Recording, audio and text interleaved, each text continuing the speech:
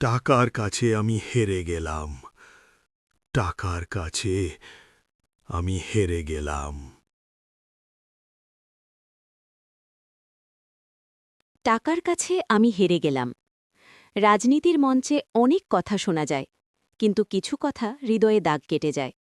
আজ তেমনই এক কণ্ঠ, খগেশ্বর রায়ের কণ্ঠ।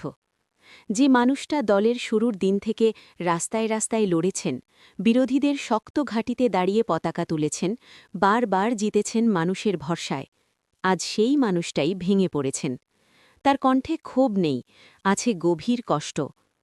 আজ আমি টাকার কাছে হেরে গেলাম। এ যেন শুধু একজন নেতার কথা নয়, এই যেন এক কর্মীর দীর্ঘদিনের আত্মত্যাগের বেদনা। ২০০১ থেকে ২০২১ একটার পর একটা নির্বাচনের লড়াই, জয়ের ইতিহাস, মানুষের সঙ্গে সম্পর্ক, সবকিছুর পরেও যখন নিজের দলই মুখ ফিরিয়ে নেয়, তখন বুকের ভেতরটা ভেঙে যায়। চোখে জল নিয়ে তিনি বললেন, কোনোদিন ভাবিনি দল আমাকে এভাবে দেখবে। এই কথার মধ্যে লুকিয়ে আছে বিশ্বাসভঙ্গের যন্ত্রণা। আজ তিনি শুধু পদ ধারেননি, ছেড়ে দিয়েছেন এক দীর্ঘ রাজনৈতিক অধ্যায়। তার সঙ্গে নাকি আরও অনেকেই সরে দাঁড়াচ্ছেন। এ যেন এক নীরব ঝড়ের শুরু। আর শেষবারের মতো তিনি সতর্ক করে দিলেন, রাজগঞ্জে এবার তৃণমূল হারবে। এই কথা ভবিষ্যৎ বলবে সত্যি হবে কিনা। কিন্তু আজকের এই মুহূর্ত একজন নেতার নয়, একজন সৈনিকের ভাঙনের গল্প। রাজনীতি কখনো কখনো সংখ্যার খেলা, কিন্তু তার ভেতরে থাকে মানুষ, তার আবেগ, তার ত্যাগ, তার না পাওয়ার কষ্ট। আর সেই কষ্টই আজ উচ্চারণ করল, টাকার কাছে আমি হেরে গেলাম। আপনারা দেখছেন মাথাভাঙা নিউজ পোর্টাল, মানুষের সঙ্গে, মানুষের জন্য, মানুষের কথা বলার জন্য অঙ্গীকারবদ্ধ।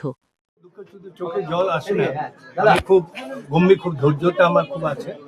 আজকে দিদি যখন কংগ্রেস করতো তখন আমরা যুবক, তারপরে 98-এ দিদি যখন কংগ্রেস দল ত্যাগ করে তৃণমূল কংগ্রেস দলের একটা নতুন দল করে, তখনই আমরা কিন্তু, বিশেষ করে আমি, আরো কয়েকজন ছিল আর কি, কয়েকজন মারা গেছে, তৃণমূল কংগ্রেস দলে আসছিলাম।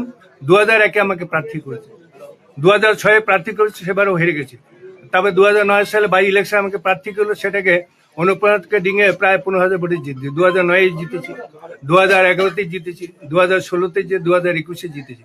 তাই আমি কোনো চিন্তাও করতে পারিনি যে দল এরকম আমার প্রতি অবিচার করবে।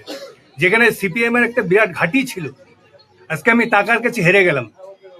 টাকার কাছে হেরে গেলাম, নিশ্চয় কোনো লিডার টাকা এমন দিয়েছে। তাই যেহেতু আমাকে হয়তো নিশ্চয়ই পছন্দ করে অন্য হয়তো আমার থেকে অনেক ভালো লিডার পাবে, হ্যাঁ, তাই আজকে জলপাইগুড়ি জেলা তৃণমূল কংগ্রেস চেয়ারম্যান পরপর 4বার আমাকে, সর্বভারতীয় নেত্রী 4বার আমাকে।